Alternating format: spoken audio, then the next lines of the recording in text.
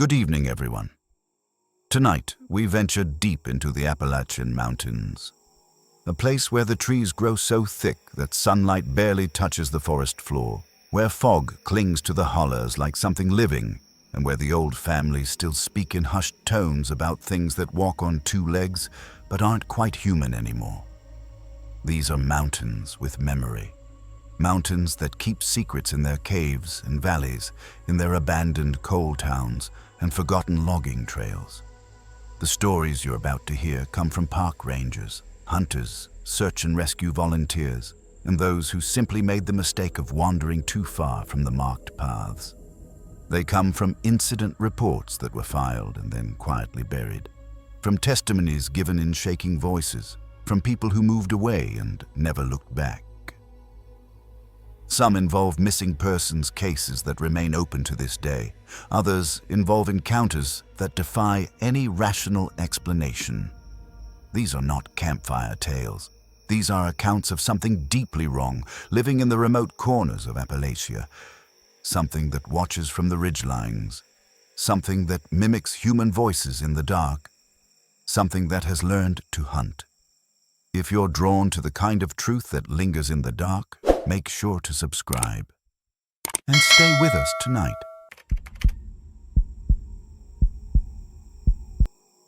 The footprints were wrong from the beginning. Bare feet, but the toes were too long, the spacing too wide, and they circled our tent exactly 7 times before disappearing back into the laurel thicket without a single broken branch to mark the exit.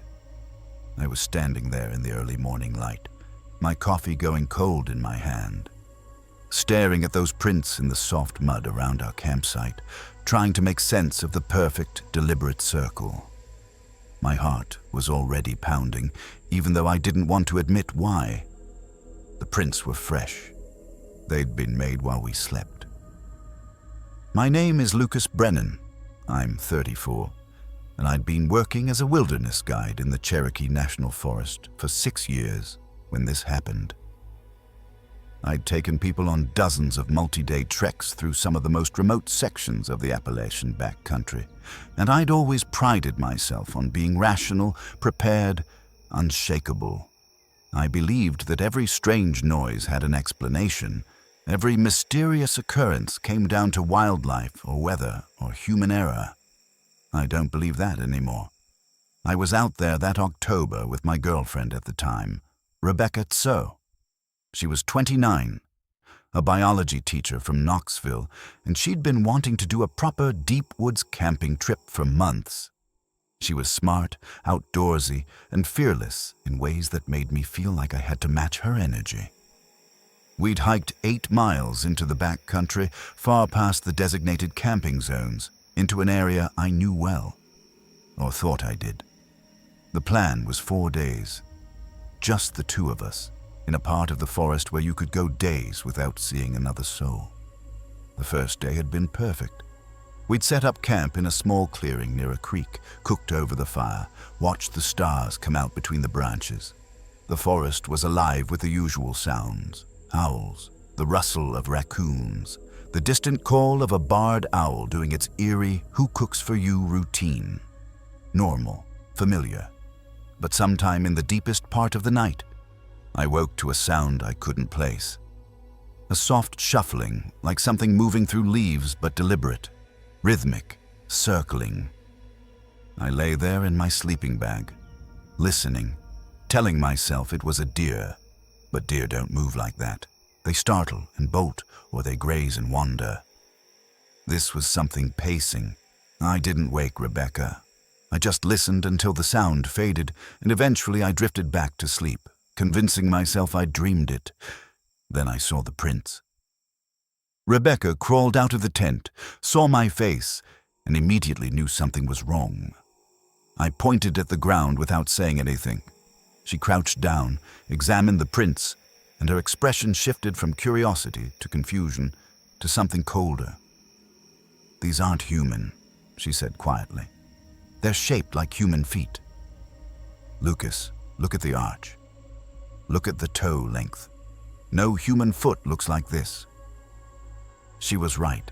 The prints were elongated, almost prehensile, with toes that seemed to grip the earth. And the stride length was wrong too. Too long for walking, too short for running.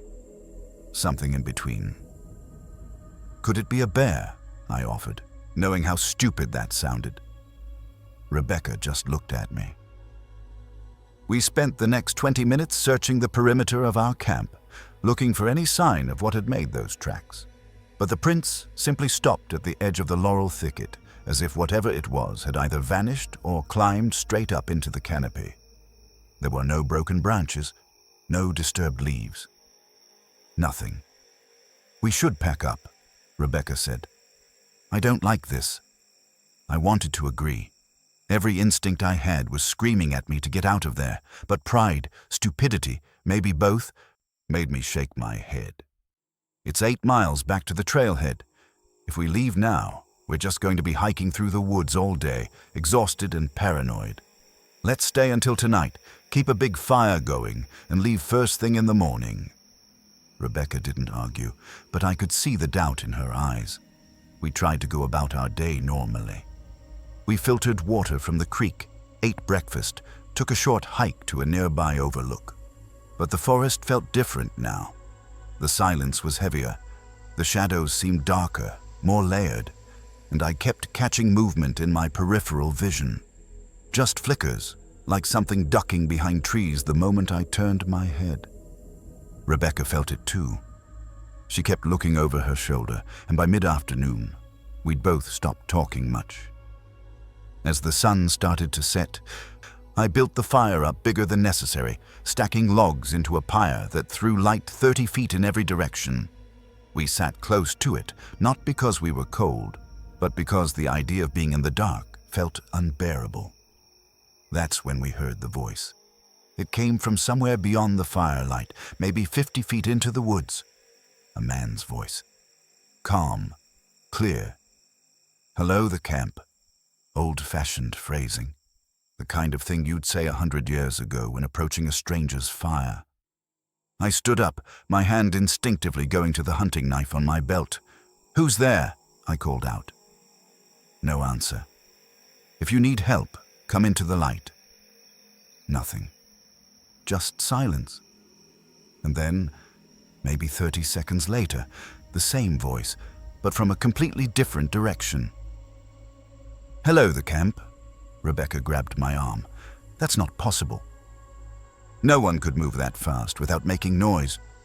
I knew she was right. The forest floor was covered in dry leaves. You couldn't take 2 steps without crunching something. But I'd heard the voice move. "We're not alone out here," I said, keeping my voice steady. "There are other people. It's just someone messing with us." But I didn't believe it. The voice came a third time from directly behind our tent.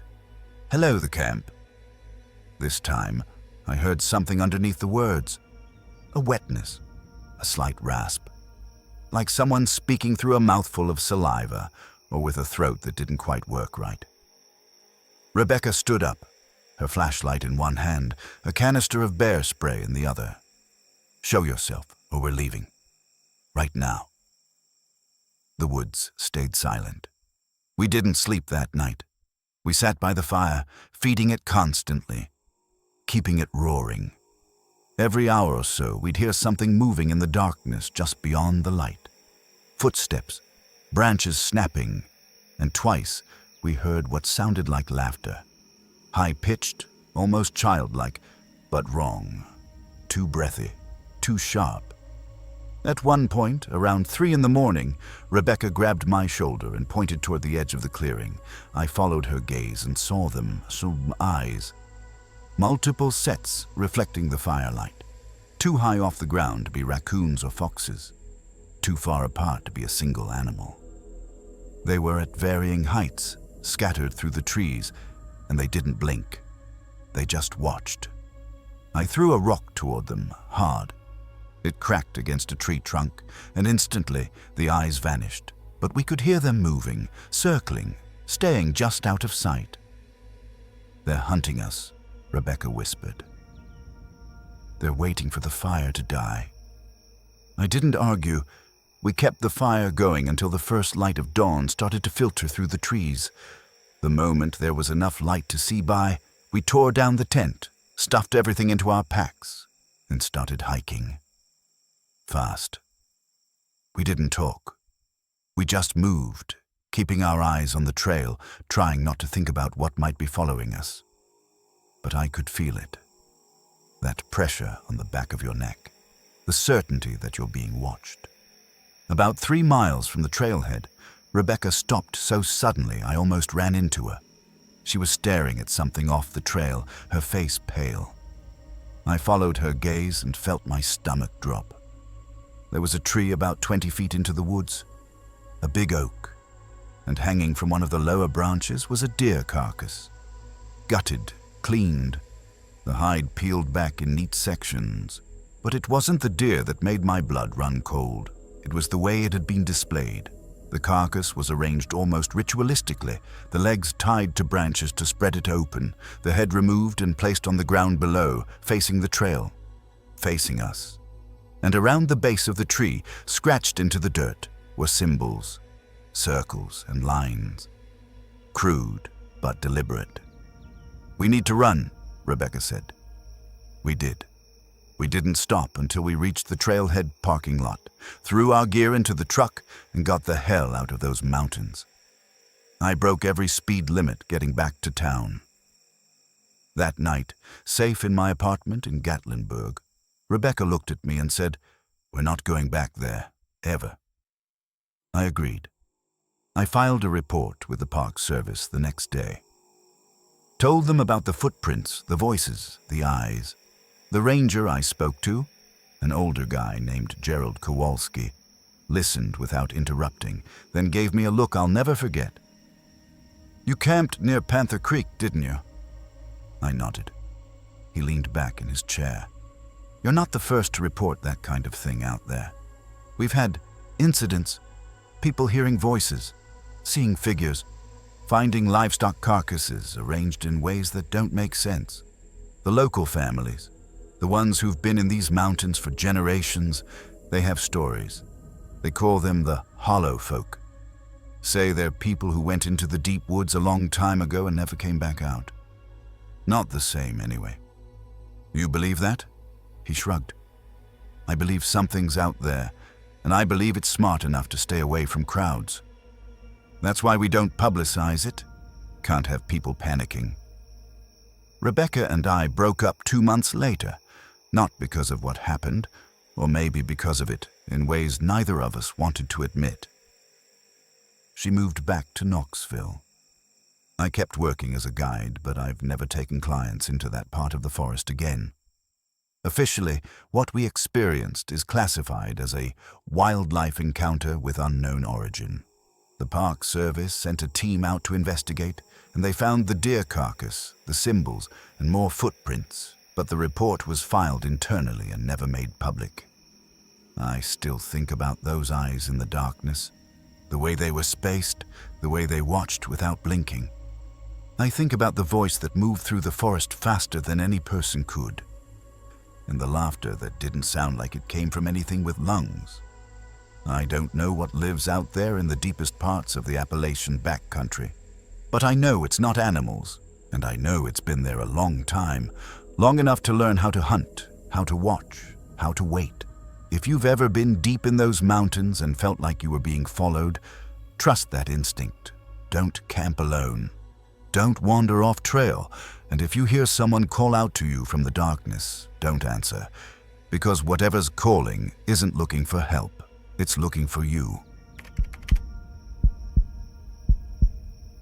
The photograph showed a little girl standing in the middle of a dry creek bed, barefoot, wearing a filthy nightgown, staring directly at the camera with eyes that were too wide, too empty. And when I checked the metadata, the picture had been taken 3 miles from the nearest road in a section of the Daniel Boone National Forest that had been closed to the public for 8 years. I was sitting in the county sheriff's office in Whitley County, Kentucky, staring at that photo on a laptop screen, and I couldn't stop the cold sweat from beading on my forehead. The picture had been found on a confiscated SD card during an unrelated investigation, mixed in with hundreds of landscape shots from a nature photographer who died 6 months earlier from a heart attack. No one had noticed it until a clerk digitizing evidence files flagged it as unusual. My name is Claire Ashford. I'm 41, and I've been a forensic analyst with the Kentucky State Police for 14 years. My job is to examine evidence, identify patterns, and provide investigative support for major cases. I deal with facts, data, timelines. I don't spook easily. But this photograph made my hands shake. The girl looked about 7 or 8 years old. Her hair was matted and filthy, hanging in clumps around her face. Her skin was smudged with dirt, her arms and legs covered in scratches and bruises. But it was her expression that disturbed me most. She wasn't smiling, she wasn't crying. She was just staring, empty, like someone had scooped out everything behind her eyes and left only a hollow shell. The timestamp on the photo read October 14th, 2019, nearly 5 years ago. I ran the image through every database we had. Missing children, unidentified remains, cold cases, nothing. No match, no record of any child matching her description ever being reported missing in Kentucky or any surrounding state during that time period. Then I cross-referenced the GPS coordinates embedded in the metadata with Park Service records, and that's when I started to realize how wrong this was. The photo had been taken in an area called the Red River Gorge Backcountry, specifically in a restricted zone that had been closed since 2011 after a series of disturbing incidents. Hikers reported hearing children's voices echoing through the canyons at night. A trail maintenance crew found crude shelters made from branches and animal hides hidden in the caves. And in 2010, a ranger discovered the remains of a campsite that included shredded tents, scattered supplies, and dried blood on the rocks. But no bodies were ever found. After that, the Park Service quietly fenced off the area, stopped maintaining the trails, and rerouted all official paths to avoid the region. It was still technically public land, but you had to be either very determined or very lost to end up there. So who was this girl? And what was she doing alone, 3 miles into a restricted wilderness area, dressed in nothing but a nightgown? I brought the photo to my supervisor, Lieutenant Marcus Gray, a 30-year veteran of the state police who'd seen just about everything. He studied the image for a long time. His jaw tight, then closed the laptop. "Run it through NCMEC again," he said, referring to the National Center for Missing and Exploited Children. "Expand the date range. Go back 10 years. I did. Still nothing. "What about the photographer?" I asked. "Could he have staged this?" Gray shook his head. "Daniel Pruitt, 68 years old, retired school teacher, no criminal record. He spent his retirement hiking and taking nature photos. His family says he was a gentleman, wouldn't hurt a fly. Died of a heart attack in his home.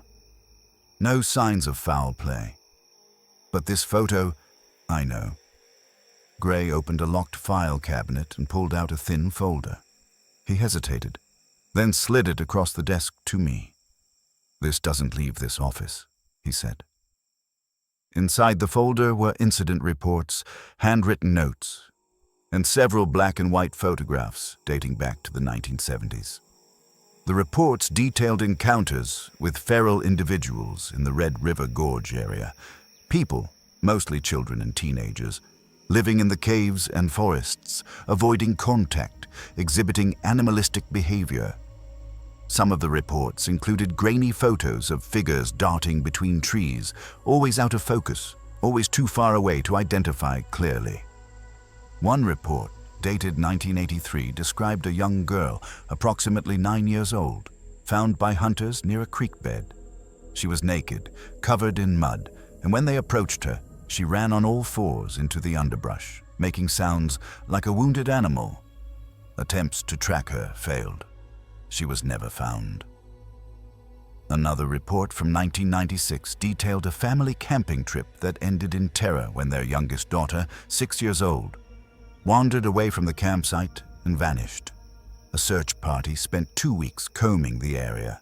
They found her nightgown torn and bloody, draped over a rock near a cave entrance, but no body, no trace of the girl. Until 3 months later, when a park ranger saw her, or someone who looked like her, crouched on a ridgeline at dawn, watching him. When he called out, she fled into the forest so quickly he couldn't follow. The family insisted it was their daughter. The Park Service classified it as a possible sighting, unconfirmed. The case was never solved. I looked up at Gray. You think this is the same thing? I think something lives in those mountains that we don't understand. I think people have been disappearing in that area for decades, and some of them don't stay disappeared. They change. That's not possible. Then explain the photo. I couldn't. Gray assigned me to quietly investigate.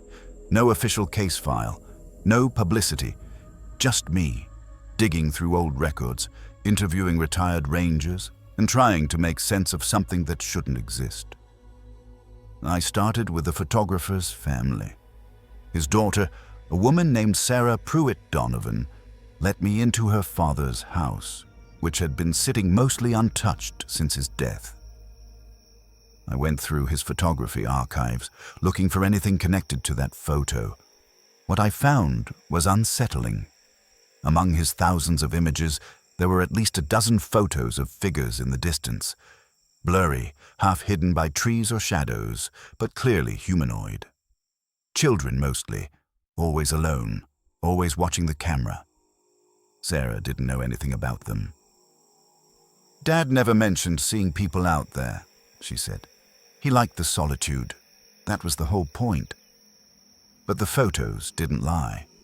I decided I needed to see the location for myself.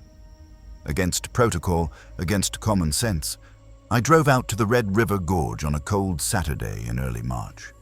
I parked at the closest access point, hiked past the faded area closed signs, and made my way into the back country. The forest was quiet. Too quiet. No bird song. No rustling in the underbrush. Just the sound of my boots on the dirt and my own breathing. I used the GPS coordinates from the photograph to navigate to the dry creek bed. It took me almost 2 hours of rough hiking, but I found it, the same rock formations, the same twisted tree roots, the exact spot where the girl had been standing. There was nothing there now. Just stones and dry leaves. But as I stood there, camera in hand, I felt it, that prickling sensation on the back of your neck, the certainty that you're not alone. I turned slowly, scanning the tree line, and I saw her. She was standing at the edge of the forest, maybe 40 feet away, partially hidden behind a thick oak tree. Same matted hair, same filthy nightgown, same hollow eyes, but she was older now, not 7 or 8, more like 12 or 13, taller, thinner, feral. I froze. We stared at each other for what felt like an eternity. I wanted to call out to her, to ask if she needed help, but something stopped me. Some primal instinct that told me speaking would be the wrong move. She tilted her head, studying me, and then she smiled. It was the worst smile I've ever seen. Not joyful, not friendly. It was the smile of something pretending to be human. And then she moved, not toward me, not away. She moved sideways, impossibly fast, darting from tree to tree, circling me, staying just at the edge of my vision. I spun, trying to keep her in sight, but she was too quick. Every time I turned, she was somewhere else, closer, always closer. I pulled out my service weapon, hands shaking. "Stop! Identify yourself!" She stopped. She was standing 10 feet away now, directly in front of me, and I could see her clearly for the first time. Her eyes weren't empty anymore. They were sharp, hungry, calculating, and she wasn't alone.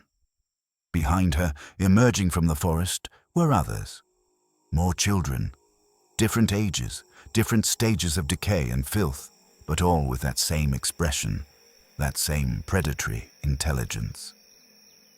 They formed a loose semicircle around me, blocking my path back to the trail. I did the only thing I could think of. I fired a shot into the air. The sound echoed through the canyon like a thunderclap, and instantly they scattered, vanishing into the underbrush so quickly and silently it was as if they'd never been there at all. I ran. I didn't look back. I just ran, crashing through the forest, branches tearing at my clothes, until I reached my car and locked myself inside. I sat there for 20 minutes, shaking, before I could even turn the key in the ignition. I filed a report the next day, detailing everything I'd seen. Gray read it, then locked it in his file cabinet. "This doesn't go further," he said. "You understand why?" I did. If word got out that there were feral children living in the national forest, hunting in packs, the panic would be unmanageable. The questions would be worse.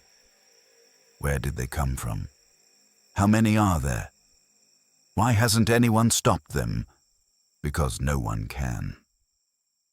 Officially, the photograph is classified as evidence of unknown origin, and the case remains open but inactive. The Red River Gorge restricted area is still closed. The Park Service doesn't talk about why, but I know. There are children in those mountains who aren't children anymore. There's something else.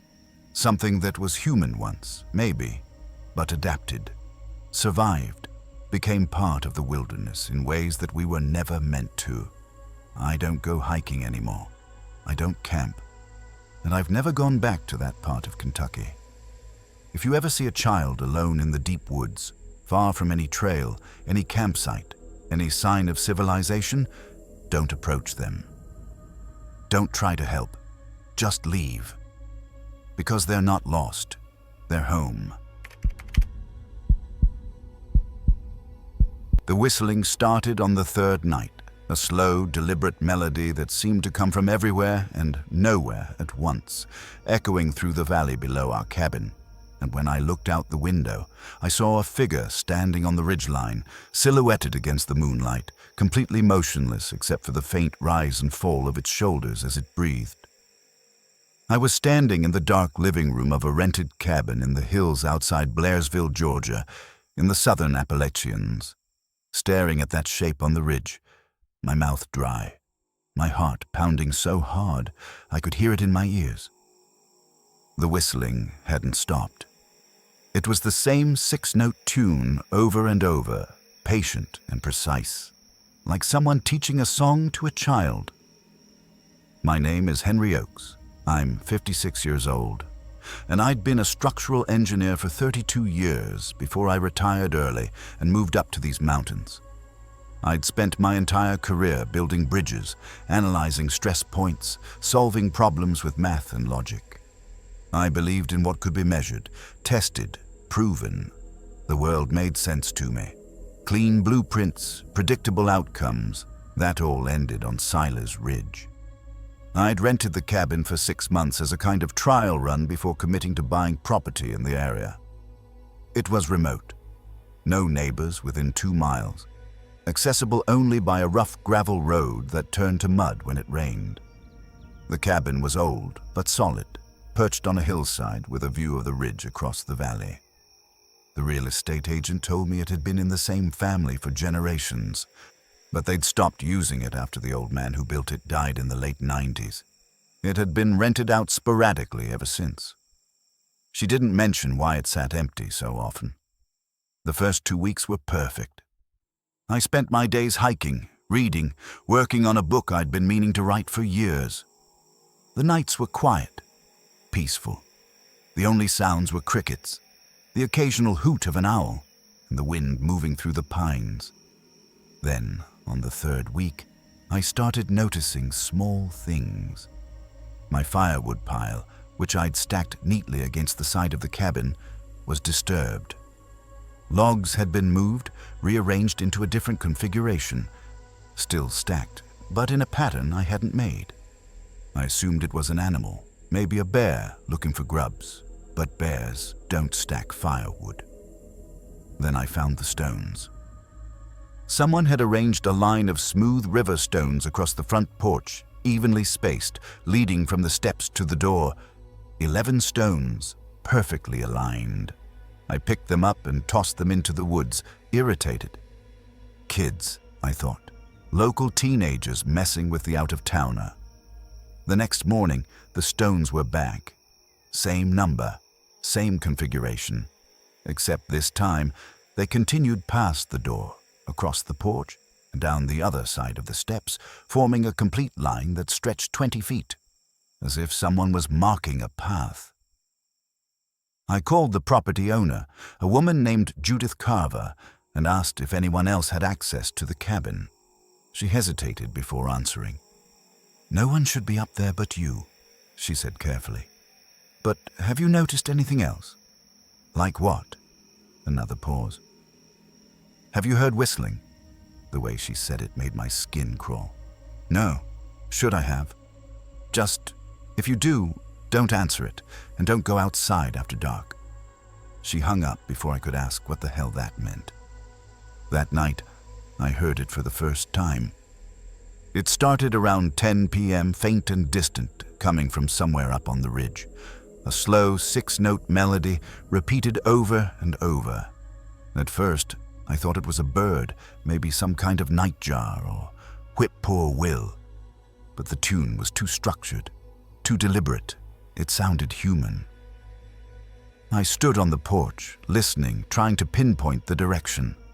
The melody echoed strangely, bouncing off the valley walls, making it impossible to tell exactly where it was coming from. But it was definitely up on the ridge. I went back inside and locked the door, feeling stupid for being unnerved. It was just someone hiking, a camper, a hunter signaling to a buddy. But the whistling didn't stop. It went on for hours, the same tune, over and over, until I finally fell asleep with a pillow over my head around 2 a.m. The next night, it started again. Same time, same melody. This time I decided to do something about it. I grabbed a flashlight and my phone and I walked out onto the porch, shining the light up toward the ridge. "Hey," I shouted, "I can hear you. This is private property." The whistling stopped. The silence that followed was worse. It felt heavy, expectant, like the entire forest was holding its breath. Then, slowly, the whistling started again. But this time, it was closer. Not on the ridge anymore. Somewhere in the woods between the cabin and the ridge. Moving, coming toward me. I went back inside and locked every door and window in the cabin. I sat in the dark with a hunting rifle I'd bought for bear protection, watching the tree line, my hands slick with sweat. The whistling circled the cabin.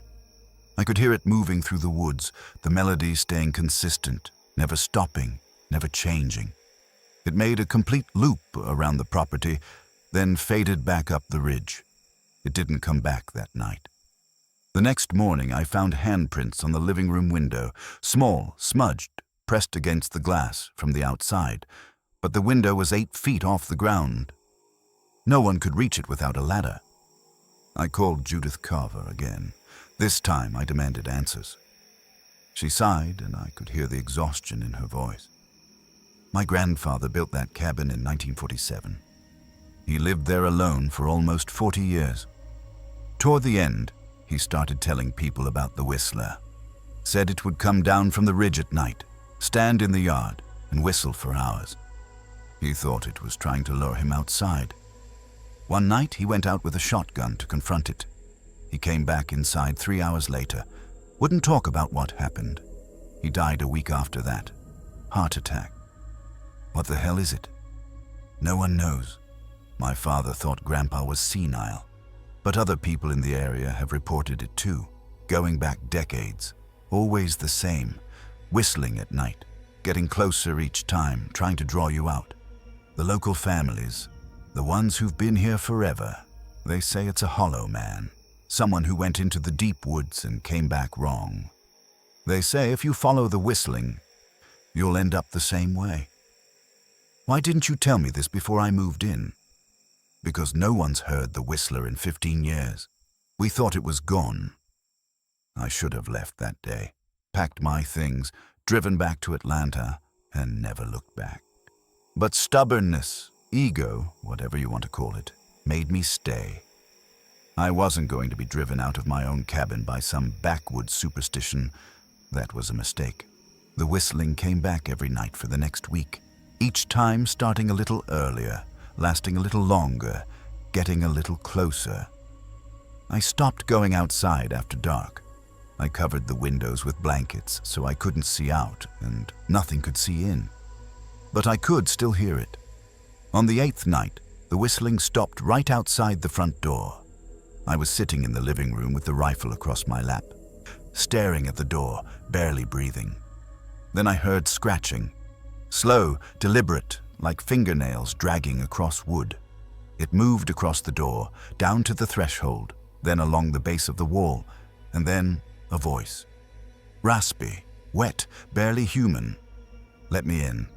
I didn't move, didn't answer. Let me in. It sounded like someone whose throat had been ruined, whose vocal cords had atrophied from disuse. The words were slurred, malformed, but unmistakable. Let me in. I sat there in the dark, gripping the rifle, sweat pouring down my face until the sun came up. When I finally opened the door the next morning, I found deep gouges in the wood, 4 parallel scratches that ran from the top of the door to the bottom. And on the porch, arranged in a perfect spiral, were the same river stones from before. Dozens of them now. I left that day. I didn't pack, I didn't clean. I just got in my truck and drove. I called Judith from a motel 50 miles away and told her I was breaking the lease. She didn't argue. She didn't ask for an explanation. I'll refund your deposit, she said quietly. I'm sorry. I really thought it was over. I never went back. 6 months later, I saw a news article online. A hiker had gone missing in the Chattahoochee National Forest, not far from Silas Ridge. They found his campsite abandoned, his gear scattered, and a trail of footprints leading up into the high country. The prints were barefoot. They stopped at a cliff edge. He was never found. Officially, what I experienced is classified as auditory phenomena of unknown origin, which is just bureaucratic speak for we have no idea. The cabin still gets rented out occasionally, but never for long. People leave early. They don't always say why. I live in a suburb of Asheville now, in a subdivision where the houses are 10 feet apart and the streetlights stay on all night. I don't go hiking anymore. I don't camp. And I've never gone back to those mountains. But sometimes, late at night when I can't sleep, I swear I hear it. Faint and distant, just on the edge of hearing. That same 6-note melody. Still whistling, still waiting. If you ever hear whistling in the mountains at night, don't go looking for the source. Don't answer. Don't step outside. Because whatever's calling isn't trying to communicate. It's trying to claim you. The trail camera showed 17 images taken over 4 hours, each one capturing a figure moving closer to the lens, and in the final frame, it was crouched directly in front of the camera, face pressed against the casing, eyes wide and reflective, mouth open in what could have been a grin or a snarl. And the timestamp was from 2 nights ago, half a mile from where I was standing right now. I was in a hunting blind in the Mark Twain National Forest in southern Missouri. Hands shaking as I scrolled through the images on my phone, my rifle leaning against the wall beside me, suddenly feeling inadequate.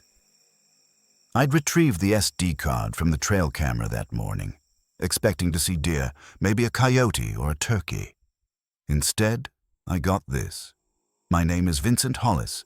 I'm 47 years old, and I've been bow hunting and tracking game in these Ozark Hills for 26 years. I grew up here, learned to hunt from my grandfather, and I know these woods the way some people know city streets. I've spent hundreds of nights alone in the back country, and I'd never felt unsafe. Not once. Until Copper Hollow. Copper Hollow is a remote drainage about 8 miles off the nearest forest road, accessible only by foot, through dense hardwood forest and limestone bluffs. It's good hunting, secluded, rarely visited, with a healthy deer population and a spring-fed creek that runs year-round. I'd been setting up cameras and scouting locations there for a few weeks in preparation for bow season. The area had a reputation, though. The old-timers in town wouldn't hunt there. When I mentioned Copper Hollow at the hardware store one afternoon, the guy behind the counter, an old man named Earl McAdams, just shook his head. "That's cache country," he said. Cache?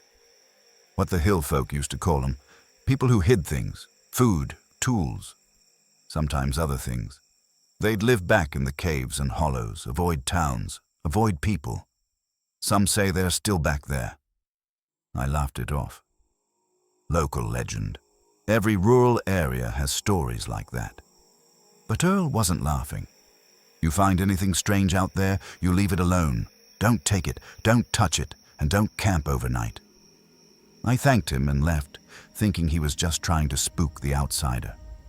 But I should have listened. The first strange thing I found was the arrangement. I'd hiked into Copper Hollow on a scouting trip in early September, moving through a section of the forest I hadn't explored yet.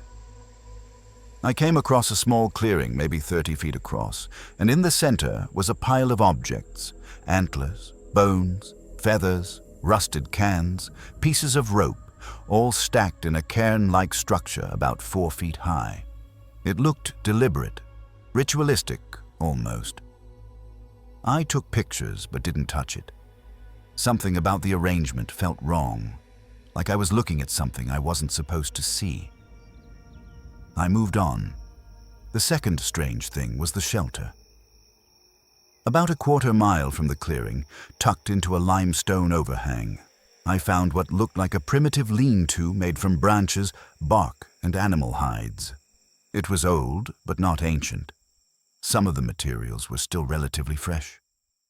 Inside, there were more objects: a rusted knife, a tin cup, a coil of wire, and something that made my blood run cold. A child's shoe. Small, rotted, caked in dried mud. I backed away slowly and didn't return to that area. But I'd already set up 3 trail cameras in the hollow, and I wasn't about to abandon expensive equipment because of some weird finds. So I went back a week later to check the cameras. 2 of them were gone. Just missing. The straps had been cut, and the cameras had been removed. No animal could do that. The 3rd camera was still there, strapped to a tree overlooking a game trail, but it had been moved. It was now facing a different direction, aimed at the clearing where I'd found the cairn. I checked the SD card, and that's when I saw the images.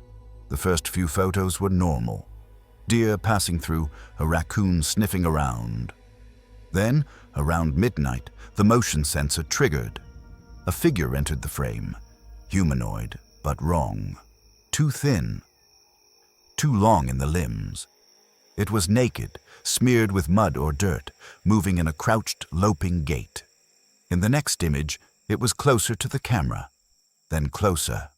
By the 10th image, it was standing upright, staring directly at the lens. The face was gaunt, hollow-cheeked, eyes sunken but reflective in the camera's infrared flash. The mouth was open, lips pulled back, teeth bared, hair long and matted. And then the final image. It was crouched right in front of the camera, face pressed against the plastic casing, eyes wide, mouth stretched impossibly open. I dropped the SD card. I stood there in the hunting blind, trying to rationalize what I'd seen. Photoshop, a hoax, someone messing with me. But the camera had been in a remote area, the images were time-stamped, and the figure in the photos didn't move like a person. It moved like something that had forgotten how to be human. I should have left, but I needed to retrieve the other cameras, the ones that had been taken. Expensive equipment, stupid reasoning, I know. I hiked to the area where I'd set up the second camera. Near the overhang with the shelter, the camera was gone. But I found something else. a cache. Hidden under a pile of rocks and branches just off the trail was a collection of items: backpacks, water bottles, a pair of hiking boots, a flashlight, a wallet, all weathered, all old, but not ancient. I opened the wallet. Inside was a driver's license. Nathan Priest, age 24, last known address in Springfield, Missouri.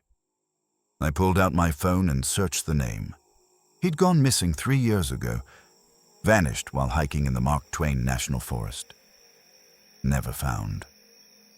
I felt sick. I started backing away, and that's when I heard it. A voice, distant, echoing through the hollow. "Leave it." I froze. The voice was raspy, strained, like someone who hadn't spoken in years. "Leave it." I turned slowly, scanning the tree line. Nothing. Just shadows and dense underbrush. Then I saw movement. A figure, crouched on a limestone ledge about 50 feet above me, partially hidden by foliage. It was watching me. I ran. I didn't stop to grab the camera, didn't stop to look back. I just crashed through the forest, branches tearing at my clothes, until I reached my truck on the forest road and locked myself inside. I drove straight to the county sheriff's office and reported everything. The cache, the photos, the missing person's wallet. They took my statement, retrieved the wallet, and sent a search team into Copper Hollow. They found the cache. They found the shelter. They found more items belonging to missing hikers and campers, some dating back over a decade, but they didn't find anyone living there. The investigation concluded that someone had been using the area as a collection site, possibly a transient or someone living off-grid. But no suspects were ever identified, and no arrests were made. Officially, Nathan Priest's case remains open, classified as a missing person. His body was never recovered.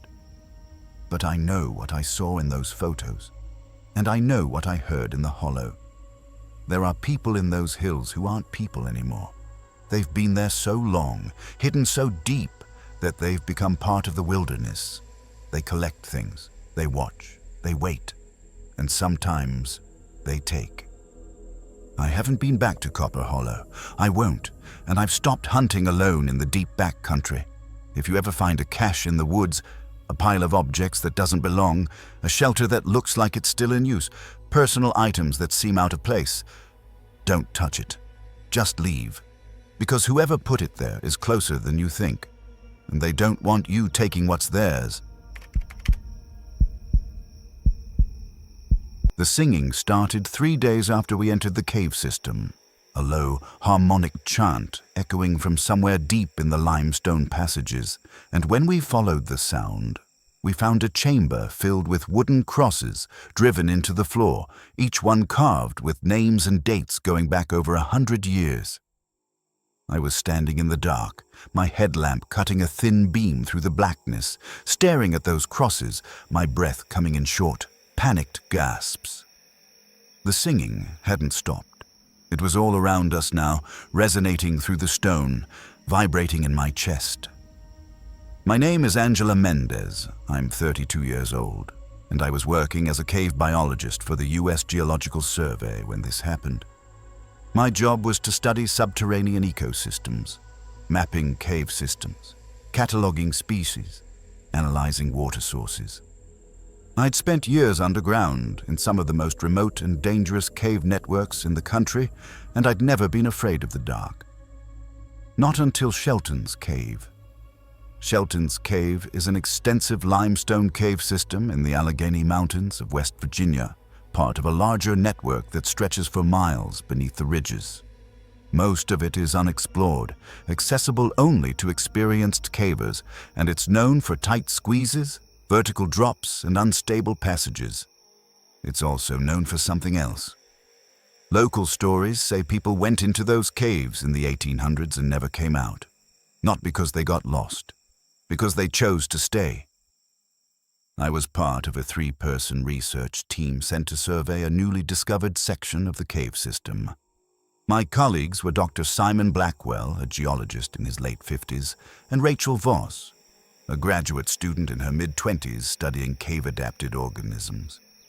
We were planning a 5-day expedition, deep penetration, camping underground, collecting samples. The first 2 days were routine. We mapped passages, took water samples, documented formations. The cave was beautiful. Flowstone, stalactites, underground streams, everything you'd expect. On the 3rd day, we found the passage. It was a narrow crawl, barely wide enough to fit through, hidden behind a collapse that we'd initially thought was a dead end. But Rachel noticed airflow coming from a gap in the rocks, and when we moved some of the debris, we found an opening. We squeezed through, one at a time, and emerged into a passage we weren't expecting. Wide, tall, clearly modified. The walls were too smooth, too regular. Someone had worked this passage. Expanded it. "This isn't natural," Simon said, running his hand along the wall. "Someone carved this out." We followed the passage for nearly half a mile, descending gradually until we entered a large chamber, and that's when we saw them. The crosses. There were dozens of them driven into the cave floor, each one made from rough-hewn wood, about 3 feet tall. They were arranged in rows, like a graveyard, and each one had a name and a date carved into the cross piece.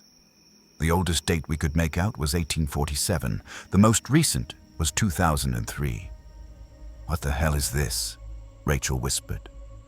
Simon crouched down, examining one of the crosses. Some kind of memorial, or a burial site. But there were no bodies. Just the crosses. And then we heard the singing. It started faint, distant, like it was coming from deep within the earth. A low, rhythmic chant, multiple voices harmonizing. No words, just a sustained, droning melody. We froze, listening. "Is someone else down here?" Rachel asked. Simon shook his head slowly. "There's no other team scheduled. We're the only ones with permits." The singing grew louder. I felt a cold knot forming in my stomach.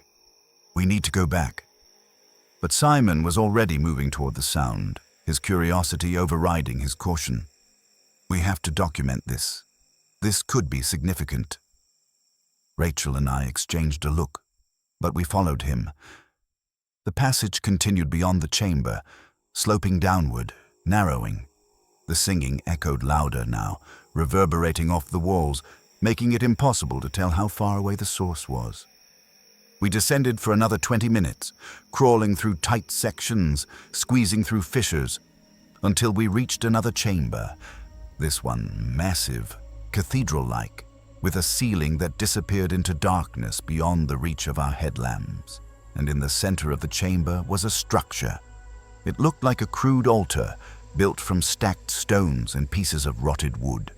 On top of it were objects, candles burned down to stubs, rusted metal cups, pieces of fabric, bones. And surrounding the altar, carved into the cave floor, were symbols, circles, spirals, lines radiating outward like a sunburst. The singing was coming from somewhere beyond the altar, from a passage we couldn't see. "This is a religious site," Simon said, his voice hushed. "Some kind of underground church." "Who would build a church in a cave?" Rachel asked. "Separatists, religious groups fleeing persecution. It happened in Appalachia in the 1800s. Some communities went underground, literally. But the most recent date on those crosses was 2003, I said. That's not the 1800s. Simone didn't answer. The singing stopped. The silence that followed was absolute, oppressive. No dripping water, no air movement, just the sound of our breathing. And then, from the darkness beyond the altar, we heard footsteps. Slow, deliberate, bare feet on stone. I turned to run, but Simon grabbed my arm. "Wait!" A figure emerged from the passage. It was a man, or what was left of one. Emaciated, bent, naked except for a filthy cloth wrapped around his waist. His skin was pale, almost translucent, his eyes sunken and milky. His hair and beard were long, matted, hanging to his chest. He moved with a shuffling gait, head tilted as if listening to something we couldn't hear. Behind him, more figures emerged. Men, women, children, all in the same condition, pale, gaunt, silent. They formed a loose semicircle around us, blocking the way we'd come. "We don't mean any harm," Simon said, his voice shaking. "We're just researchers. We're leaving." The man in front tilted his head further, studying us. Then he opened his mouth, and the singing started again. Not from him, but from all of them, in perfect unison. It wasn't a language I recognized. It wasn't even a melody I could follow. It was something older, something primal, and it filled the chamber until I thought my skull would split. Rachel screamed and ran. She made it maybe 10 feet before they moved. Not running, not chasing, just flowing forward, surrounding her, pulling her down. Simon and I bolted in the opposite direction, back toward the passage we'd come from. I could hear Rachel screaming behind us, and then the screaming stopped. We crawled, climbed, squeezed through the tight sections, moving as fast as we could, our headlamps bouncing wildly. I didn't look back. I couldn't. We reached the chamber with the crosses, then the modified passage, then the crawl. We shoved ourselves through the gap, scraping skin, tearing clothes, and collapsed on the other side.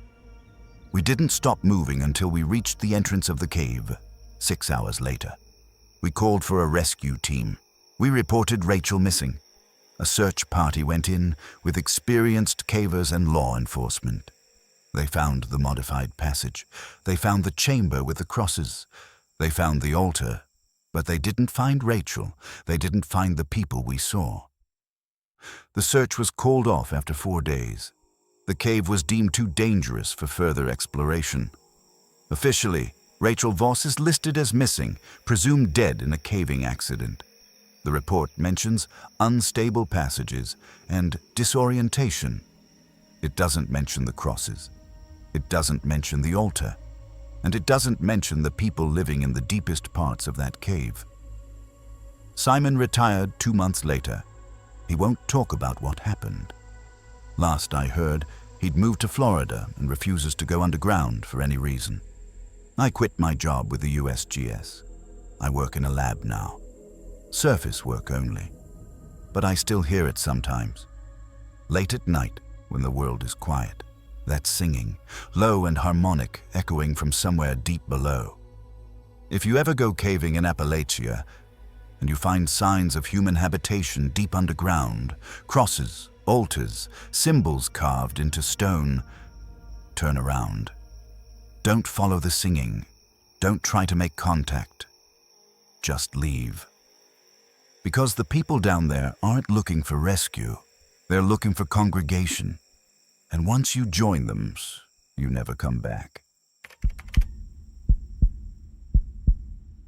The footprints appeared in the snow outside our back door every morning for 6 days straight, bare feet with elongated toes, and on the 7th morning there were 2 sets.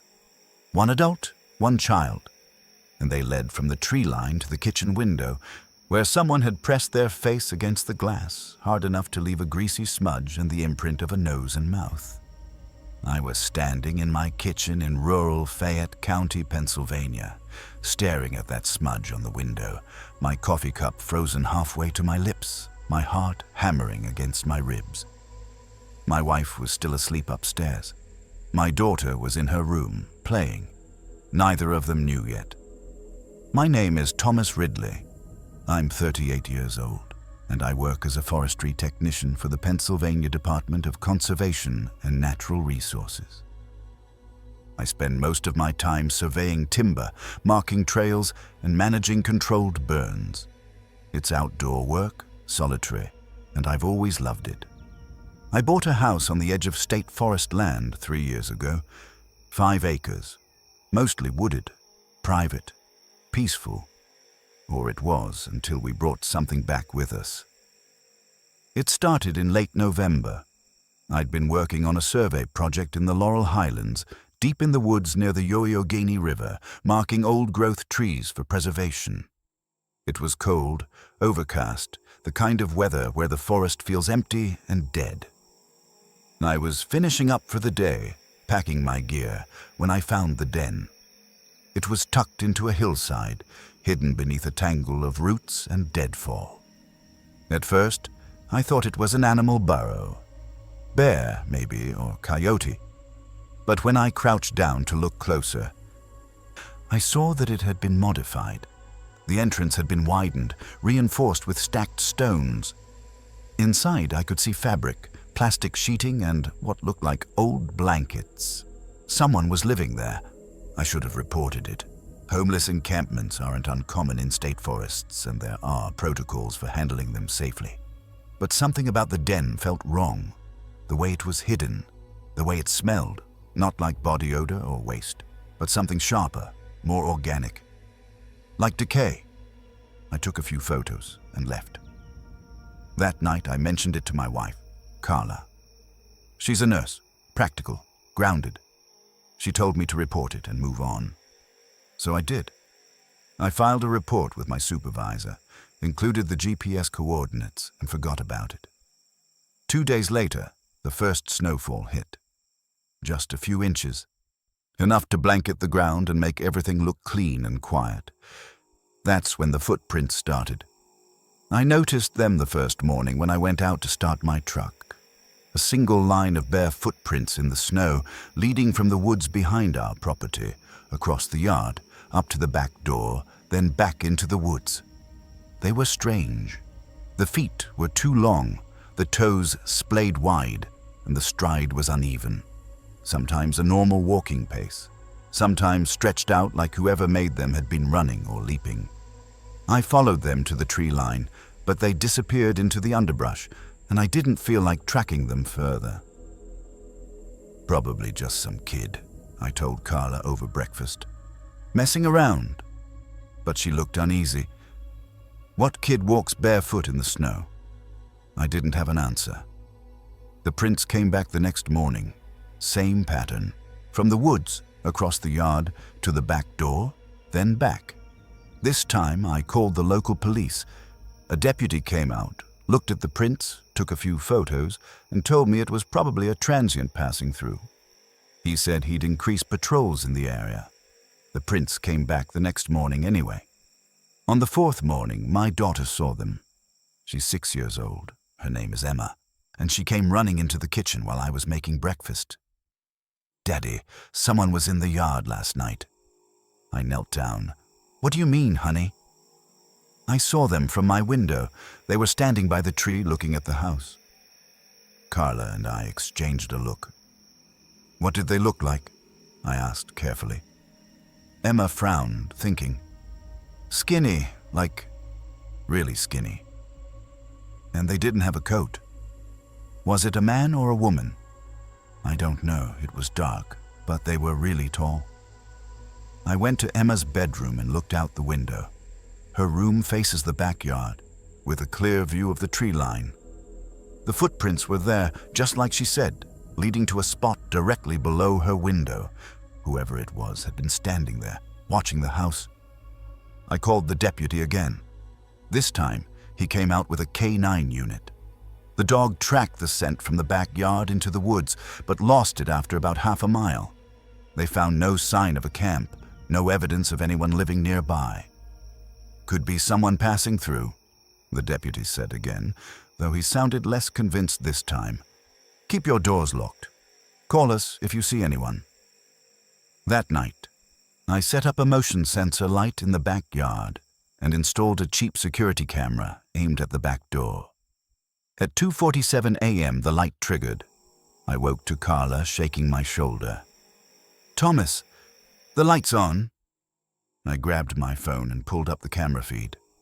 The backyard was empty, but the light was on, casting harsh white light across the snow, and there, at the edge of the illuminated area, just barely visible, was a figure. Tall, thin, naked or close to it, standing perfectly still, facing the house. I watched for 30 seconds. It didn't move. Then slowly it turned and walked back into the woods, moving with a strange loping gait. I didn't sleep the rest of the night. The next morning, there were 2 sets of prints, one adult, one child. They came from the woods, crossed the yard together, and stopped at the kitchen window, the same window where Carla and I have breakfast every morning. The glass was smudged. Someone had pressed their face against it, leaving a greasy residue in the clear outline of a nose, mouth, and the curve of a forehead. Carla saw it and went pale. "We're leaving," she said. "Today. We're going to my mother's." I didn't argue. We packed bags, loaded Emma into the car, and drove to Carla's mother's house in Pittsburgh. We stayed there for 2 weeks, and every night I checked the security camera feed from my phone. The figure came back every night, sometimes alone, sometimes with the smaller one. They would stand in the yard, facing the house, sometimes for hours. Once, I watched the smaller figure climb onto the roof of the garden shed and sit there, motionless, until dawn. I contacted my supervisor and explained the situation. He sent a team out to search the area around my property and the den I'd found weeks earlier. They found the den empty, abandoned. But inside, they found something that made my skin crawl. Photographs, dozens of them. Polaroids and printed digital photos tacked to the dirt walls. Pictures of houses, families, people going about their daily lives, unaware they were being watched. And in the center of the collection was a photo of my house, taken from the tree line. You could see Carla in the kitchen window, making dinner. The investigation concluded that someone had been stalking multiple properties in the area, likely a transient with mental health issues. But no suspect was ever identified. Officially, the case is still open. We didn't move back to the house. We couldn't. I sold it 6 months later at a loss. The new owners lasted 4 months before they listed it again. I heard through a former neighbor that they'd seen footprints too, and figures in the yard at night. The house has been empty for over a year now. I don't work in the field anymore. I took a desk job. I don't go into the woods, because I know what I saw, and I know that whatever was living in that den didn't just leave. It followed us home, and it's still out there, watching other families, other houses, other windows. If you live near the woods, and you start seeing footprints in your yard that don't belong, don't assume it's harmless. Don't wait to see who's making them. Just leave. Because some things, once they've found you, don't stop watching. They just wait for you to let your guard down. The recording lasted 4 minutes and 18 seconds, and it captured 3 distinct voices, a man, a woman, and a child, speaking in overlapping whispers that seemed to be coming from the walls of an abandoned church in a holler that had been empty for 60 years. I was sitting in my office at the Appalachian Folklore Society in Morgantown, West Virginia, headphones on, listening to that recording for the 5th time, and every time I heard the child's voice say, "We're still here," my hands started to shake. My name is Dr. Evelyn Cross. I'm 53 years old, and I've been a cultural anthropologist specializing in Appalachian oral history and folklore for 28 years. I've spent my career documenting stories, superstitions, and traditions that are disappearing as the old families die out and the young people move away. I've heard thousands of stories about haints, witches, and things that live in the mountains. I always treated them as stories, until I heard that recording. It was brought to me by a man named Joel Tipton, a local historian in his 70s who'd spent decades exploring abandoned settlements in the West Virginia highlands. He was frail, soft-spoken, and visibly shaken when he walked into my office that gray afternoon in March. "I need you to listen to this," he said, handing me a small digital recorder. "And then I need you to tell me I'm not losing my mind." He'd been documenting an abandoned community called Painter's Holler, a remote valley in Pocahontas County that had been home to a small Pentecostal congregation in the early 1900s. The community had dissolved in the 1950s after a series of deaths: a flu outbreak, a mine collapse, a fire that killed 6 people in a single night. The survivors moved away, and the holler was reclaimed by the forest. Joel had been there dozens of times over the years, photographing the ruins, recording oral histories from descendants, but on his most recent trip, something had changed. "The church is still standing," he said. "Barely. The roof's half gone, the walls are collapsing, but the interior is intact enough to walk through." I went inside to take some measurements, and I started hearing voices. What kind of voices? Whispering, like people talking in the next room, but there was no one there. I thought it was wind or my imagination, so I set up the recorder and left it running while I worked. When I listened back, he trailed off, his face pale. "Just listen." I did. The recording started with ambient noise, wind, birds, the creak of old wood. Then faintly, I heard it, a man's voice, low and rasping. "She's not coming back." A woman's voice, higher, strained. "We have to wait." A child's voice, soft and sing-song. "We're still here." The voices overlapped, repeating fragments of sentences, never quite forming a full conversation. They faded in and out, like a radio signal drifting between stations. And then, at the 3-minute mark, all 3 voices spoke in unison. "Don't leave us." The recording ended. I sat there for a long time, trying to process what I'd heard. Joel was watching me, waiting. "Could it be audio bleed?" I asked. "Radio interference? A digital artifact?" He shook his head. "I checked. There are no radio signals in that area. No cell towers. I had the file analyzed by a sound engineer. It's clean. Those voices are real." "Real doesn't mean paranormal. It could be..." "Then explain how a child's voice is speaking in a church that's been empty for 60 years. I couldn't. Against my better judgment, I agreed to go with him. I needed to hear it for myself, in context, in the place where it was recorded. We drove out to Pocahontas County 2 days later, a 3-hour trip through increasingly remote back roads, until we reached a dirt track that ended at the edge of the holler.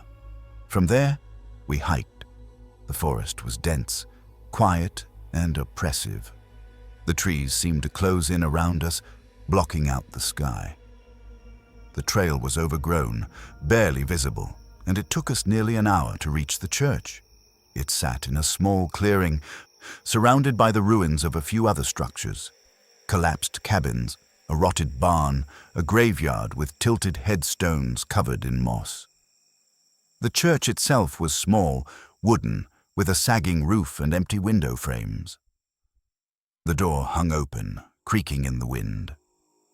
Joel set up his equipment, a digital recorder, a camera, a notebook. I followed him inside. The interior was dim, lit only by the weak afternoon light filtering through the broken roof. The pews were still there, rotted and covered in leaves. The pulpit stood at the front, leaning to one side. The air smelled like mildew and decay. We stood in silence for a few minutes, listening. At first, there was nothing, just the wind and the creak of old wood. Then I heard it, a whisper, faint, coming from somewhere behind the pulpit. I looked at Joel. He'd heard it too.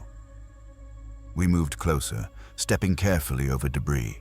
The whispering grew louder, more distinct. "She's not coming back." A woman's voice, clear as day. I stopped. "Did you hear that?" Joel nodded, his face pale. The whispering continued now from a different direction. "Behind us, to the left, all around. We have to wait. We're still here. Don't leave us." The voices overlapped, layering on top of each other, coming from the walls, the floor, the ceiling. I spun around, trying to pinpoint the source, but it was impossible. The whispers seemed to be emanating from the structure itself. And then I saw them. Figures, translucent, barely visible, like heat shimmers in the air. Standing in the pews. Kneeling at the pulpit. A child sitting in the corner, staring at us. They weren't ghosts in the traditional sense. They were more like impressions, residual images burned into the air. Joel grabbed my arm. "We need to go." But I couldn't move. I was transfixed, staring at the child. She was maybe 7 or 8 years old, wearing a simple dress, her hair in braids. She tilted her head, studying me, and then she smiled. It was the saddest thing I've ever seen. The whispering grew louder, more insistent, until it wasn't whispering anymore. It was shouting, dozens of voices, overlapping, pleading, screaming. "Don't leave us. We're still here. Help us." Joel pulled me toward the door and we ran. We didn't stop until we reached the truck, threw our gear in the back, and drove away. We didn't talk on the drive back. What was there to say? I spent the next 2 weeks trying to rationalize what I'd experienced. Mass hallucination. Auditory pareidolia. Environmental factors causing psychological distress. But I couldn't explain the recording. I couldn't explain the figures I'd seen. I contacted a paranormal research team out of Virginia, and they agreed to investigate the site. They went in with full equipment, EMF detectors, thermal cameras, audio recorders. They documented the same phenomena. Voices, figures, the overwhelming sensation of being watched. But when they tried to leave, they found all 4 tires on their vehicle slashed. They hiked out and didn't go back. The church in Painter's Holler is still standing. The holler is still empty, and the voices are still there. Officially, the site is considered a historical ruin, protected but not maintained. There are no signs, no markers. You'd have to know where to look to find it. I've never gone back. Joel died 8 months later. Heart attack. His family found the recorder in his belongings and asked me what to do with it. I told them to destroy it. I don't know if they did. But sometimes, late at night, I still hear them. Not in recordings. In my head. We're still here. If you ever explore abandoned places in Appalachia, and you hear voices where there shouldn't be any, don't try to communicate. Don't try to help. Just leave. Because some places don't let go, and the people who stayed behind are still waiting, still whispering, still hoping someone will hear. The park ranger found her standing at the edge of Tallulah Gorge in northern Georgia, barefoot, in a torn dress, her face turned toward the sky, and when he called out to her, she didn't respond. She just stepped backward off the cliff and disappeared into the mist below without making a sound. The ranger, a man named Philip Sawyer, radioed for help immediately, his voice shaking, convinced he'd just witnessed a suicide. A rescue team was dispatched, ropes and harnesses deployed, and they descended into the gorge expecting to recover a body. They found nothing. No body. No blood. No sign anyone had fallen at all. My name is Grace Whitaker. I'm 45 years old, and I was the chief investigator for the Georgia Bureau of Investigation's North Georgia Field Office when this case landed on my desk. I'd been with the GBI for 19 years, worked hundreds of cases, homicides, missing persons, cold cases. I prided myself on being thorough, rational, evidence-based. I didn't believe in mysteries. Every case had a solution, even if we didn't always find it. This case changed that. The incident occurred on a Sunday morning in late April. Philip Sawyer had been patrolling the Rim Trail, a popular hiking path that follows the edge of Tallulah Gorge, when he spotted the woman. She was standing about 30 feet from the main trail, in an area that's fenced off because of the sheer drop. He'd assumed she was a hiker who'd climbed over the fence for a photo. Dangerous, but not uncommon. He called out to her, told her to step back. She didn't respond. She didn't even turn around. He started moving toward her, and that's when she stepped off the edge. No hesitation, no jump. Just a single step backward, and she was gone. The gorge at that point is nearly 700 feet deep, with vertical rock walls and a river at the bottom. Falling from that height is unsurvivable, but when the rescue team reached the bottom, they found nothing. No body in the water, no impact site on the rocks, no clothing, no belongings, no evidence anyone had fallen. Sawyer was adamant about what he'd seen. He described the woman in detail, mid-30s, pale skin, long dark hair, wearing a white dress that looked old-fashioned, almost Victorian, barefoot, face turned upward as if she was looking at the sky or listening to something. We reviewed the security footage from the visitor center and trailhead cameras. We found no one matching that description entering the park that day. We searched the area for 3 days. Divers went into the river. Climbers rappelled down the walls. Cadaver dogs were brought in. Nothing. I interviewed Sawyer personally. He was shaken but coherent, and his account never wavered. He knew what he'd seen. She wasn't lost, he said. She wasn't scared. She just stepped off, like it was the most natural thing in the world. Did she say anything? I asked. He hesitated. Not words, but I heard something, like singing. Real faint. I thought it was coming from the gorge, echoing up from the water. But now I think it was coming from her. Singing what? I don't know. It didn't sound like English. I filed the report as an unsubstantiated incident, and the case was shelved. No body, no crime. But I couldn't let it go. I started digging into the history of Tallulah Gorge, looking for similar incidents, and what I found was disturbing. There were reports going back over 100 years of people vanishing near the gorge. Not just falling, vanishing. In 1912, a woman disappeared while hiking with her husband. He turned his back for a moment, and when he looked again, she was gone. Her body was never found. In 1957, a teenage girl went missing during a family picnic. Witnesses said they saw her walking toward the gorge edge. Then she simply wasn't there anymore. In 1983, a man reported seeing a woman in a white dress standing at the rim. He called to her, and she stepped off the edge. Rescue teams found nothing. The pattern was consistent. Always a woman, always wearing white or light-colored clothing, always barefoot, always vanishing without a trace. Local families, the ones who'd lived in the area for generations, had a name for her: the Gorge Bride. I tracked down an elderly woman named Ida Carnes, whose family had lived near Tallulah Falls since the 1800s. She was 91, living in a nursing home in Clarksville, and when I mentioned the Gorge Bride, her expression darkened. "You saw her," she said. Not a question. Someone did.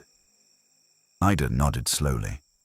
She's been there as long as anyone can remember. The Cherokee used to tell stories about her, long before white settlers came. They said the gorge was a sacred place, a doorway. She guards it. Guards it from what? From people going where they shouldn't. Or maybe she's trying to go through herself. No one knows. But if you see her, you don't follow.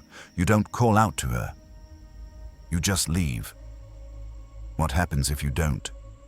Ida looked at me for a long time before answering. You disappear too.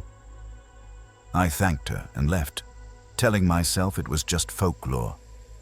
But I couldn't shake the feeling that there was something true buried in the story.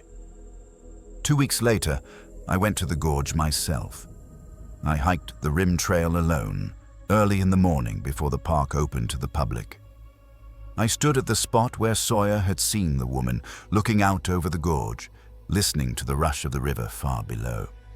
And I heard it, singing, faint, distant, but unmistakable. A woman's voice, high and clear, echoing up from the depths. No words, just a melody, haunting, beautiful, and deeply sad. I looked over the edge, and for just a moment, I thought I saw her.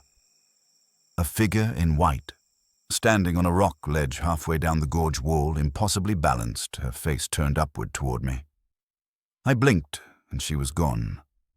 I left the gorge and didn't go back. Officially, the case remains unsolved.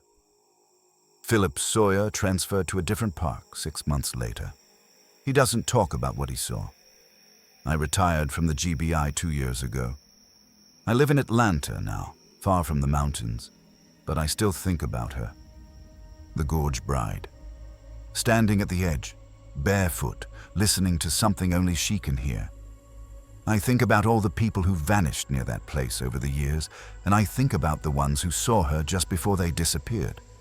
Were they taken? Did they follow her? Or did they step off the edge willingly, drawn by something we can't see or understand? I don't know. But I know this. There are places in Appalachia where the world is thinner, where the boundary between here and somewhere else isn't as solid as we'd like to believe. Tallulah Gorge is one of them. If you ever visit and you see a woman in white standing near the edge, don't call out to her. Don't try to help. Just turn around and leave, because she's not lost. She's waiting. And if you follow her, you'll never come back. The photographs were stored in an old shoebox, black and white images from the 1960s, and they showed the interior of a smokehouse on a family farm in eastern Tennessee. And in every single photo, if you looked closely at the shadows in the corners, you could see faces, dozens of them pressed against the wooden walls, mouths open, eyes wide. I was sitting at my grandmother's kitchen table in Sevierville, Tennessee, going through boxes of old family photos after her funeral, and when I found that shoebox tucked under a stack of quilts in the attic, I felt my stomach turn. My name is Michael Brenner.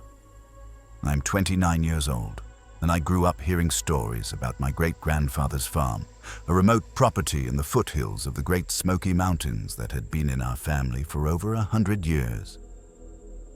The farm was sold in the early 1970s after a series of tragedies: a barn fire that killed livestock, a tractor accident that injured my great-uncle, and finally, the death of my great-grandfather himself, who was found dead in the smokehouse under circumstances that were never fully explained. I'd never seen the farm. It was torn down decades ago, and the land was absorbed into a larger property. But my grandmother kept photos, dozens of them, documenting life on the farm in the 1950s and 60s. Most of the photos were normal: family gatherings, children playing, livestock in the fields. But the ones in the shoebox were different. They were all interior shots of the smokehouse, a small wooden structure where meat was cured and stored.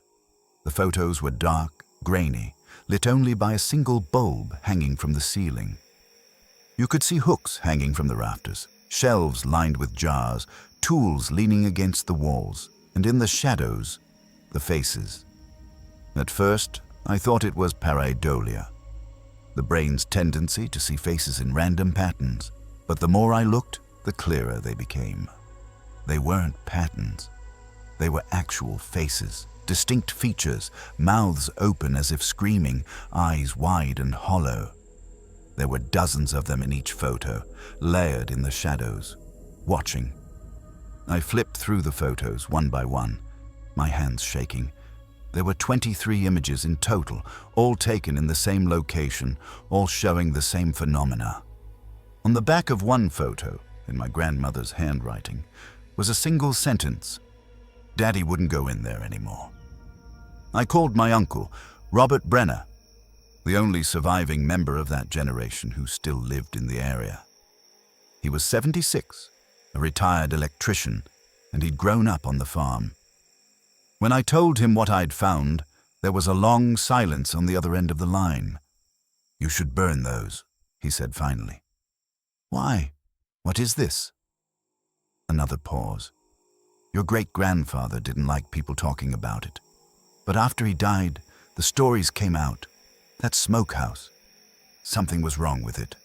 People who went inside said they heard voices, felt like they were being watched. Your great-grandmother refused to set foot in there. Said it made her feel sick. But what are the faces? I don't know. Some people said it was cursed. Others said the land was bad, that the smokehouse was built on a spot that shouldn't have been disturbed. The Cherokee used to live in that area, long before we got there. There were stories about burial grounds, sacred places. Daddy didn't believe in that stuff. He was a practical man, but toward the end, he started avoiding the smokehouse. Wouldn't even look at it. How did he die? Robert sighed. They found him inside. Heart attack, the coroner said. But he was standing in the middle of the room, facing the wall like he'd been staring at something. His eyes were open, and his face. He trailed off. What about his face? He looked terrified. I thanked him and hung up, then sat there staring at the photos, trying to decide what to do. I'm not a superstitious person. I believe in science, evidence, rational explanations. But I couldn't explain the faces, and I couldn't shake the feeling that looking at them was a mistake. I decided to do some research. I contacted a local historian, a woman named Dr. Linda Hoffman, who specialized in Appalachian history and folklore. I sent her digital scans of the photos and asked if she could make sense of them. She called me 2 days later. "Where did you get these?" she asked, her voice tense. "They belong to my grandmother." "Why?" "Because this is the third set of photos like this I've seen in the last 10 years. Different locations, different families, but the same phenomenon. Interior shots of old structures, smokehouses, root cellars, barns, with faces in the shadows. What causes it? No one knows. Some people think it's a photographic anomaly, some kind of film defect. Others think it's spiritual. There's a theory that certain places retain impressions of trauma, that if something terrible happened there, it leaves an echo.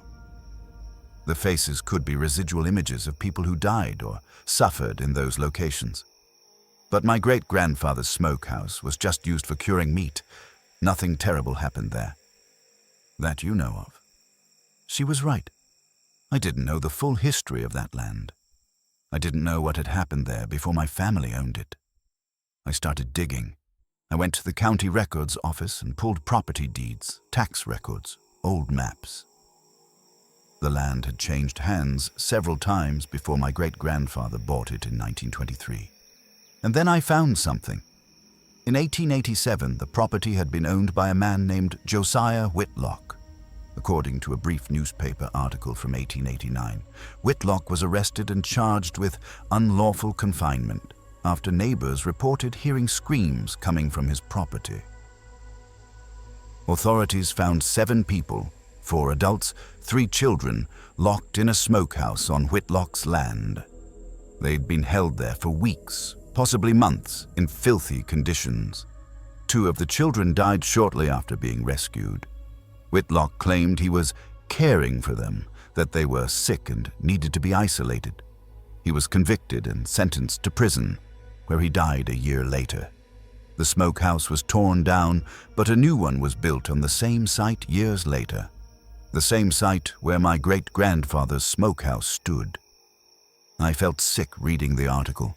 Those faces in the photos. Were they the people who'd been imprisoned there? Were they still there, somehow, trapped in that place? I didn't want to believe it, but I couldn't explain it any other way. I decided to visit the site. The farm had been sold decades ago, but I still had the address. I drove out to the property, which was now part of a larger estate, and asked the current owners for permission to walk the land. They were hesitant at first, but when I explained I was researching my family history, they agreed. The smokehouse was long gone, but I found the spot where it had stood. The foundation stones were still there, hidden under weeds and brush.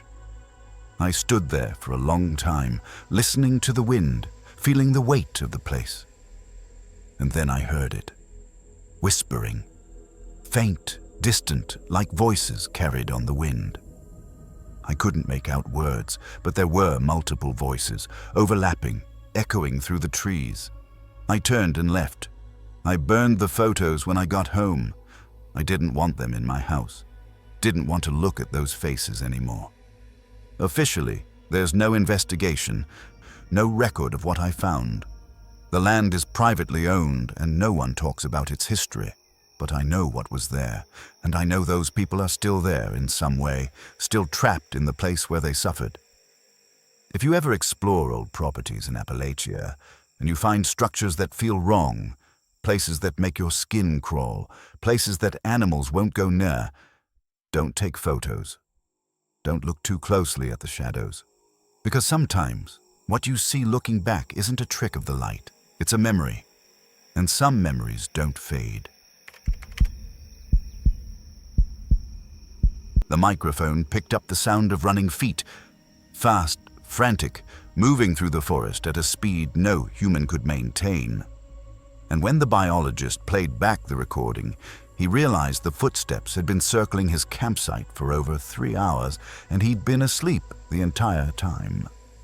He was a man named Dr. Aaron Milliken, 38 years old, and he'd been conducting nocturnal wildlife surveys in the Jefferson National Forest in southwest Virginia, recording bat calls and other nighttime sounds as part of a biodiversity study.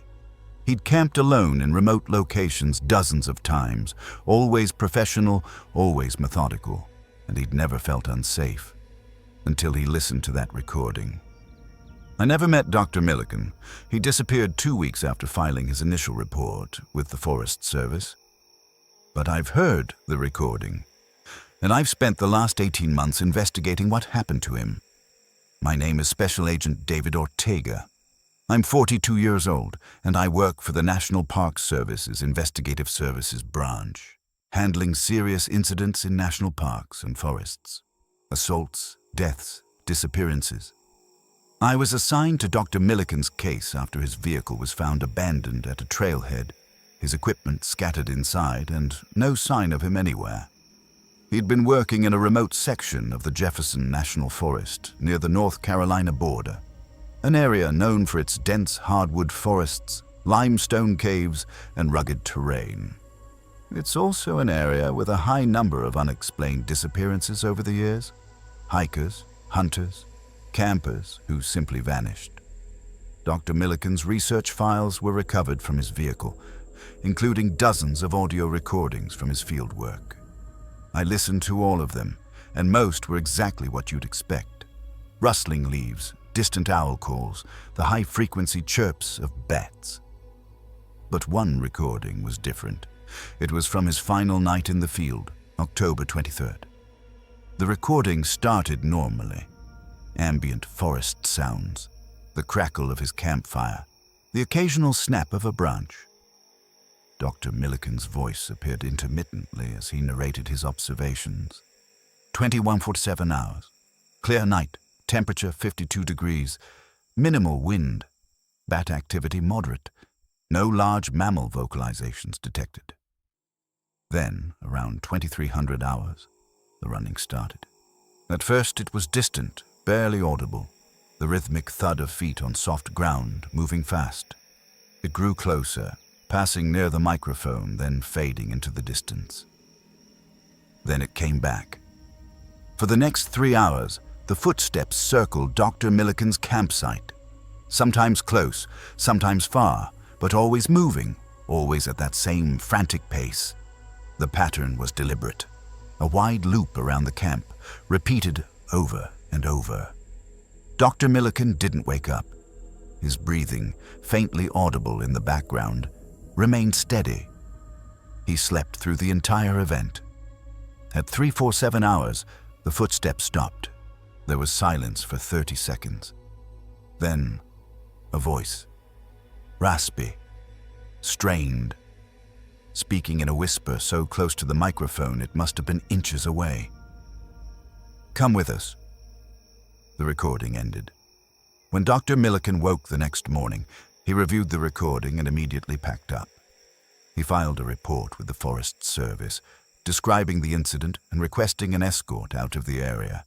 The report was logged, but no action was taken. He was told it was probably an animal or interference from a distant radio signal. He didn't believe that. A week later, he went back. Against protocol, against common sense, he returned to the same area to set up additional recording equipment. He wanted to document whatever had circled his camp. He wanted proof. He was never seen again. His vehicle was found 5 days later. The doors were unlocked, the keys in the ignition. His tent and sleeping bag were still in the back, along with most of his equipment. But his field recorder and microphones were gone. We searched the area for 2 weeks. Helicopters, search dogs, ground teams. We covered hundreds of square miles. We found nothing, no body, no signs of struggle, no clothing, no belongings, no indication of where he'd gone. But we did find something else. About a mile from where his vehicle was parked, we discovered a trail camera that didn't belong to Dr. Milliken. It was strapped to a tree pointing at a narrow game trail, and it had been there for months, maybe years. The casing was weathered, covered in moss. We retrieved the SD card. The camera had captured thousands of images: deer, bears, foxes, the usual wildlife. But scattered throughout were images of people, not hikers, not hunters. Figures moving through the forest at night, naked or nearly so, gaunt, moving on all fours or in a crouched, loping gait. In one image, a figure was staring directly at the camera, face illuminated by the infrared flash. The eyes were wide, reflective. The mouth was open, lips pulled back. In another image, there were 5 figures standing in a line, facing the camera, motionless. And in the final image, dated 2 days after Dr. Milliken disappeared, there was a figure holding something in its hands, a field recorder. I showed the images to wildlife experts, anthropologists, and forensic analysts. No one could definitively identify what the figures were. Human, possibly, but exhibiting behavior and physical characteristics inconsistent with normal human anatomy. The case remains open, classified as a missing person investigation. Dr. Milliken's family has been notified, but no remains have been recovered. Officially, he's presumed dead. But I don't think he's dead. I think he's out there, in those mountains, changed into something that isn't quite human anymore. I've spent months reviewing reports of feral individuals in Appalachia, going back decades. Accounts of people living in caves, avoiding contact, exhibiting animalistic behavior. Some researchers believe they're people who went into the wilderness and adapted, became part of it in ways we don't fully understand. Others believe they were never fully human to begin with.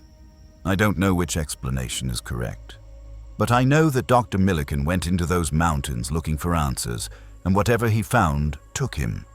If you're ever camping alone in the backcountry and you hear the sound of running feet circling your camp at night, don't go looking.